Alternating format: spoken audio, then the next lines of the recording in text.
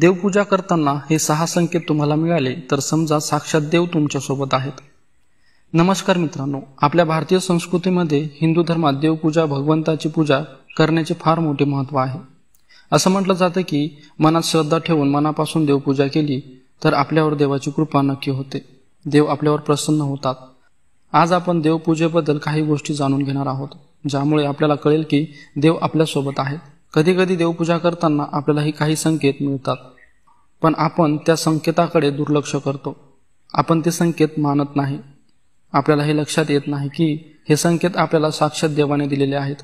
या संकेताचा अर्थ असा असतो की देव आपल्यावर प्रसन्न आहेत, देवाने आपली पूजा स्वीकारली आहे। चला तर मग जाणून घेऊया कोणते आहेत ते संकेत। स्वामी भक्तो, आपण देवपूजा करताना धूप किंवा अगरबत्ती लावतोच। देवपूजा करत असताना त्या अगरबत्तीचा किंवा धूपाचा धूर संपूर्ण घरात पसरला तर आपल्याला अचानक सकारात्मक आणि प्रसन्न वाटू लागते। तेव्हा समजून जा की साक्षात भगवंत आपल्या घरी प्रकट झाले आहेत। लवकरच आपले भाग्य चमकणार आहे आणि पैसा येणार आहे। ही सकारात्मक ऊर्जा आपल्या आजूबाजूला जाणवायला लागते। आपल्याला आपल्या घरातील वातावरण अचानक सुखद व प्रसन्न वाटू लागते। बऱ्याच वेळेला आपल्या दारी भिकारी किंवा इतर कोणी काही मागण्यासाठी येतात।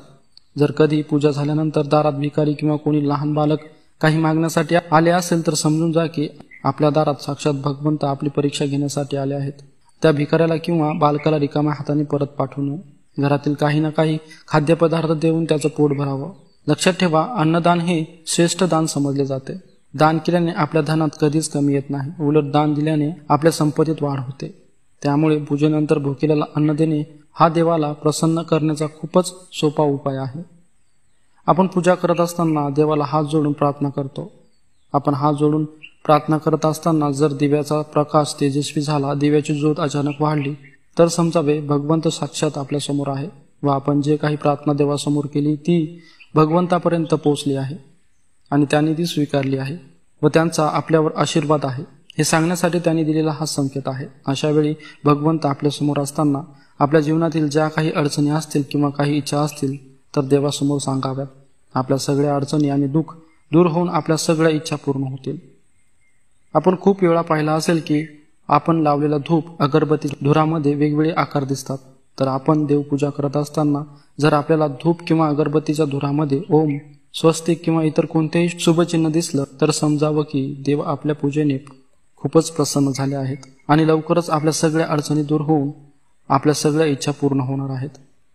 स्वामी भक्त हो, हिंदू धर्मात अतिथींना देव मानलं जातं। तुम्ही पूजा करताना कुणी अचानक पाहुणे आले तर समजा साक्षात देव तुमच्या घरी प्रकट झाले आणि देव कोणत्याही स्वरूपात येऊ शकतात।